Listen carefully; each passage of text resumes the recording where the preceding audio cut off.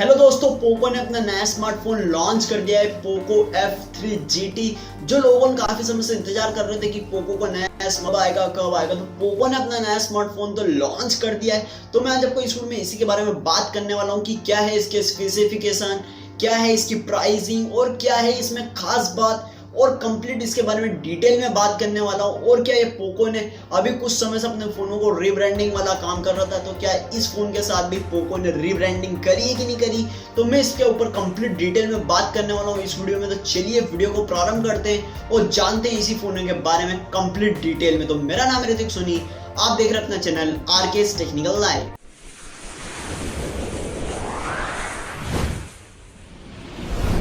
तो दोस्तों, जो पोको ने फोन लॉन्च किया है पोको F3 GT, जो कि बिल्कुल रीब्रांडिंग फोन है, जो कि ग्लोबली जो लॉन्च हुआ था, जो कि रेडमी K40 गेमिंग फोन था, उसी को रीब्रांडिंग कर दिया है, कुछ एक दो स्पेसिफिकेशन कम कर दिया और इंडिया में पोको F3 GT के नाम से लॉन्च कर दिया है पोको ने।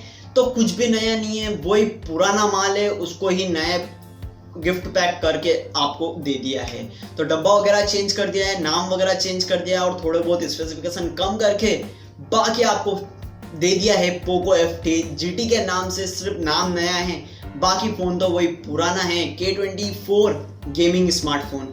तो कुछ भी इस फोन में नया तो है नहीं। जो ग्लोबली फोन लॉन्च हुआ था रेडमी K40 GT, वही का वही ये पूरा फोन है। तो फिर भी अपन इसके स्पेसिफिकेशन के बारे में बात करें तो जो इसका डिस्प्ले निकल के आता है वो आता है 6.6 इंच का, जो कि एक एमोलेड डिस्प्ले, जो कि 120 हर्ट्ज रिफ्रेश रेट के साथ में आता है। इसमें आप जब टच फोन चलाएंगे, इसको फोन का जो चलाने का मजा होने वाला है टच को, वो काफी मक्खन की तरह टच का मजा आने वाला है। तो जो फोन चलेगा मक्खन की तरह चलने वाला है। इसमें प्रोसेसर की भी बात करें तो जो उसमें प्रोसेसर आता है वो आता है MediaTek का Dimensity 1200 प्रोसेसर आता है, जो कि एक 5G प्रोसेसर है। बट इस फोन में कहीं भी 5G का जिक्र नहीं हुआ है। एक मैं आपको ये बात बता दूं।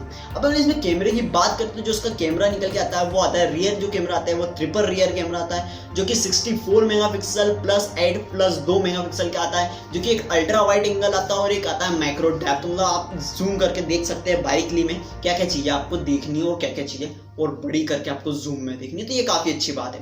फ्रंट कैमरा निकल के आता है वो आता है 60 मेगापिक्सल का, जो कि एक अच्छा कैमरा कह सकते हैं। आपको थोड़ा 60 मेगापिक्सल का कैमरा मिल जाता है। बाकी फोटो वगैरह तो उसमें ठीक ठाक आ ही जाएंगे इस फोन में। बाकी मेरे को जहाँ तक मैंने पोको वगैरह के और रेडमी वगैरह के फोन को कैमरा टेस्ट करा, तो मुझे इतना अच्छा लगता नहीं है इनके कैमरे। बट फिर भी इसका कैमरा फिर भी ठीक है, जो कि 64 मेगापिक्सल का रियर कैमरा आता है और 16 मेगापिक्सल का फ्रंट कैमरा था। तो फिर भी आपके फोटो अच्छे आ ही जाएंगे।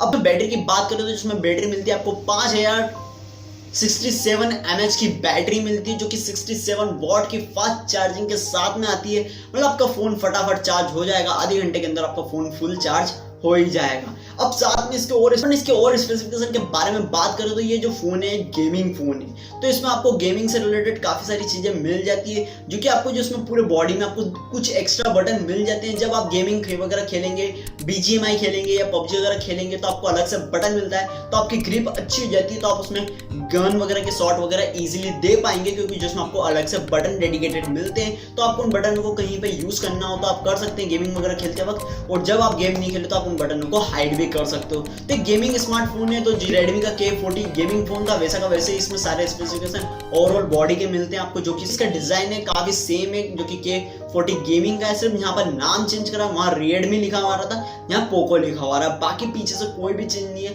आपको इसमें LED फ्लैश भी मिल जाता है, नोटिफिकेशन आपको लाइट भी मिल जाती है, जो कि कैमरे के साइड में मिलती है। जब भी नोटिफिकेशन आएंगे आपके कैमरे के आसपास एक लाइट दे रखी है, वो ब्लिंक होगी। तो काफी अच्छा फोन है। जो कि इसका टच वगैरह की बात करें तो काफी अच्छा आता है। बाकी ओवरऑल इसकी पूरी बॉडी वगैरह की बात करें तो काफी अच्छा फोन है, जो कि ऑलमोस्ट रीब्रांडिंग फोन है। तो काफी बेटर फोन है इसके, जो कि डिस्प्ले वगैरह जो दे रखा है, बॉडी वगैरह ऑलमोस्ट दे रखी है, गेमिंग फोन है, तो काफी अच्छा फोन है। अब बात कर लेते हैं कि इसमें आपको OS कौन सा मिलता है। जो कि OS मिलता है वही Xiaomi का MIUI 12.5 OS मिलता है, जो कि मुझे काफी ज्यादा पसंद आता ही नहीं है, जो कि इसमें काफी ज्यादा आपको ऐड वगैरह देखने को मिल। बात करते हैं कि इसमें आपको और भी कुछ स्पेसिफिकेशन, इसमें आपको सभी तरीके के सेंसर मिल जाते हैं। इसमें आपको फेस लॉक भी मिल जाता है, साथ में आपको फिंगरप्रिंट सेंसर भी मिल जाता है, जो कि साइड में पावर बटन में आपको अटैचमेंट है। तो जब भी आप फोन को पावर करेंगे तो वहीं से आपका फोन अनलॉक हो जाएगा। तो इसमें आपको इन डिस्प्ले फिंगरप्रिंट सेंसर नहीं देखने को मिलता है, जो कि काफी ज्यादा कमी है, जो कि आपको एक बटन में के साथ थ्रू में दे दिया है फिंगरप्रिंट सेंसर। तो इन डिस्प्ले फिंगरप्रिंट सेंसर होता तो काफी ज्यादा और अच्छी बात होती है, बट वो इसमें कमी है।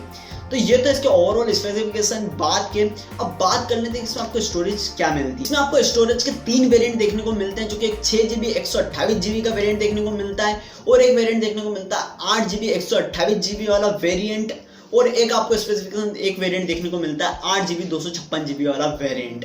अब प्राइसिंग की बात करें पोको F3 GT की, तो जो बेस्ट वेरिएंट आता है 6GB 128GB वाला, तो जो उसकी लॉन्च प्राइस है वो तो है 26,999 रुपए, पर जो आप उसे पहले हफ्ते में खरीदते तो जो उसकी प्राइसिंग हो जाती है 25,999 रुपए, और आप सेकेंड हफ्ते में उस फोन को खरीदते तो उसकी प्राइस हो जाती है 26,499 रुपए।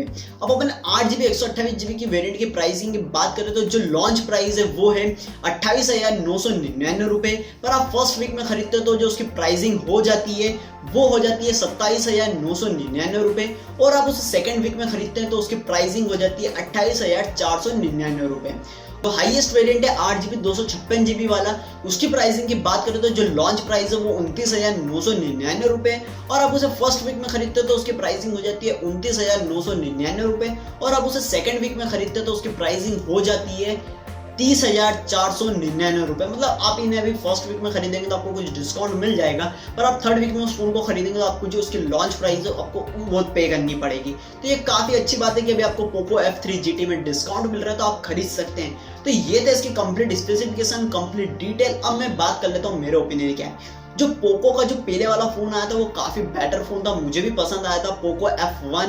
बट उसके बाद जब से ये फोन जो अभी पोको अभी कुछ समय से लॉन्च कर रहा है वो सारे रीब्रांडिंग का काम कर रहा है। पोको जो रेडमी के फोन थे उन्हें अपना नाम लगा के दे रहा है, शाओमी के अपना नाम लगा के आप तक पहुंचा रहा है, बट पोको अपने थ्रू कोई भी फोन नहीं बना रहा है, सारे रीब्रांडिंग वाले काम कर रहा है। पोको क्या, शाओमी भी यही काम कर रहा है रीब्रांडिंग वाला, एमआई में भी यही काम हो रहा है, रेडमी में भी यही काम हो रहा है रीब्रांडिंग वाला। जो बाहर लॉन्च होता है नाम वगैरह डब्बा वगैरह चेंज करके इंडिया में अपने को दे देते हैं और अपन खरीद भी लेते हैं। बट मेरा ओपिनियन बताऊं कि जो पोको F3 GT फोन आता है, जो उसके स्पेसिफिकेशन है, जो इसका कंप्लीट लुक वगैरह है वो काफी बेहतर है, जो उसकी प्राइसिंग भी काफी बेटर प्राइसिंग है, पर मेरे हिसाब से थोड़ी प्राइसिंग कम होनी थी।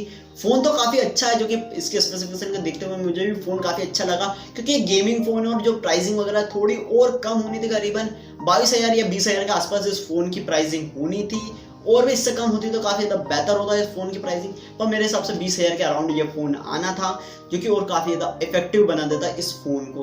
तो ये थे मेरे ओपिनियन। बाकी जो पोको करता है रीब्रांडिंग वाला काम आगे भी अपने को वही देखने को मिलेगा, पर उससे पहले कंपनियों को और फोन लॉन्च करना पड़ेगा रेडमी, और देखते हैं आप कौन से फोन देखने को मिलते हैं एमआई और रेडमी के, फिर पोको का कौन सा फोन आता है ये देखने वाली बात होगी। तो बस इस वीडियो में इतना ही, मुझे उम्मीद है कि आपको ये वीडियो पसंद आएगी।